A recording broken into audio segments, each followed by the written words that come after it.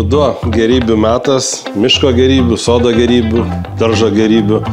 Ir pernai atsimenu, rudenį tokiu metu buvo tiek baravykų, kad neturėjom jų kur dėti. Išeidavau ryte, prisiimdavau krepšiuką ir grįždavau. Ir man net anūkas Kajus sakė, Diude, nusibodo, tu čia džiovini ir džiovini tos baravykus, visi namai smirda.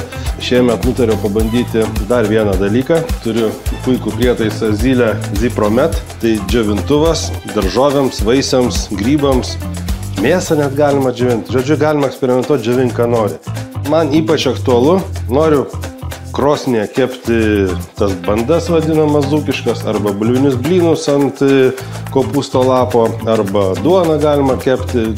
Daug ką galima kepti ant kopūsto lapo, bet visa bėda, kad nėra kopūstų lapų pridžiovintų.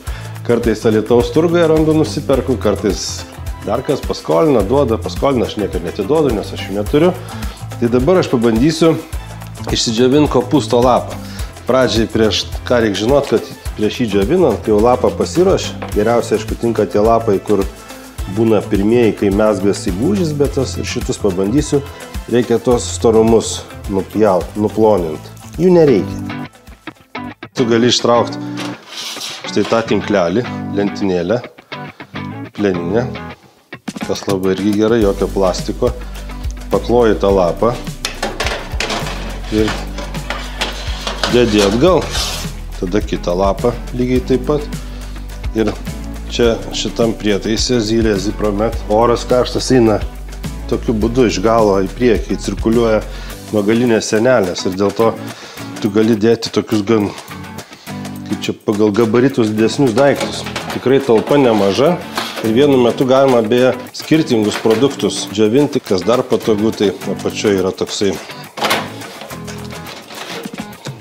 valymo padėkliukas su tinkleliu, kad jeigu čia kas pribirės, nukris ar ką, tai labai patogu būtų išsivalyti ir tiesiog susirinkti trupinius. Ir kas dar čia patinka, kad tas skaitmeninis valdymas yra temperatūros labai tikslus, laiko labai tikslus valdymas, tu viską gali susiderinti, pavyzdžiui, padidinti džiovinimo laiką arba padidinti temperatūrą. Viskas vyksta vienu paspaudimu, o ką tai reiškia? Tai reiškia, kad tu nusistatai tinkamiausią režimą, kad išsaugoti visas geriausias maisto produktų savybės. Tu nieko neprarandi, tu turėsi aromatą, skonį, naudingasias savybės visas, pradedant grybais, baigiant uogomis. Štai, pašoviau 6 lapus, uždarau prietaisą ir paspaudžiu startą. Dabar 10 valandų jisai kais. Bet tu laiką gali nusistatyti, kaip ir temperatūrą gali nusistatyti. Dabar čia yra pradinė 70 laipsnių. Tai manau, kad čia ir pakaks. Palieku džiūti, kopūsto lapus, prabėgs tam tikras valandų skaičius ir galėsiu savo kepti bandas. Patinka man tas prietaisas, kaip sako, limpa jisai prie aplinkos. Kokybiškai atrodo, įsigyti galima krinona.lt, atsiminkit. Ir sveikesni užkandžiai, neiššvaistytas derlius, sukauptos atsargos žiemai. Iš tikrųjų, aš nelabai įsivaizduoju gyvenimo kaime, o gal net ir mieste, be tokios džiovyklės, kur tu gali džiovinti grybus, daržovės, vaisius, uogas ir netgi mėsą ir dar ką sugalvosi. Išsibandyti galima viską. Zylė. Pro.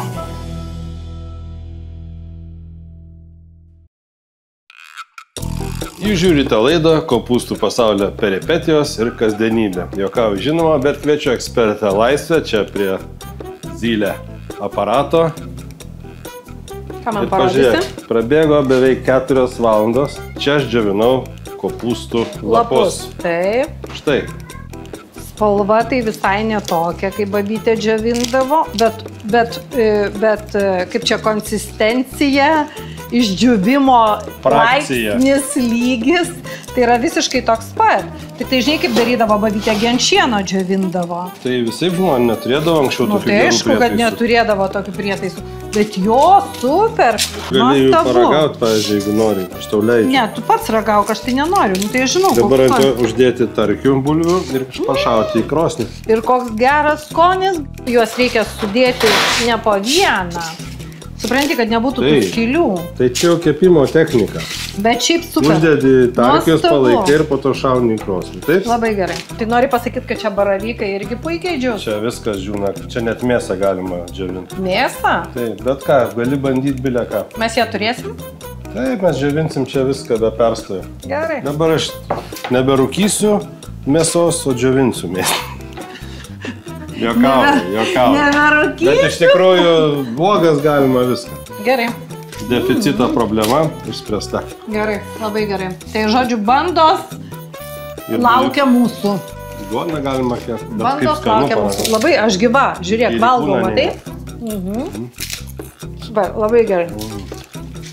Geras daiktas. Va taip.